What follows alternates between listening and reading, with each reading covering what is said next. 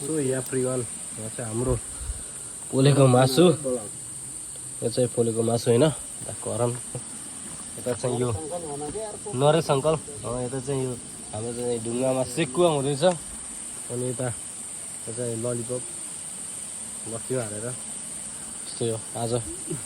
आज चाहिँ रमाइलो भइरहेछ दामी चाहिँ सिटीको रातो देखिरहेछ आमपानीमा यस्तो यहाँ मान्छे छन् आज शनिबार भएर होला तल पनि मान्छे छन् नुहाइरहेछन् यो चाहिँ अब यो खाएर नुहाउनु पऱ्यो होइन अङ्कल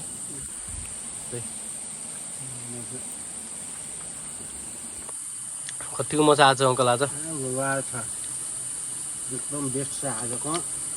आमपानीको पिकनिक दामी छ शीतल महसुस भइरहेछ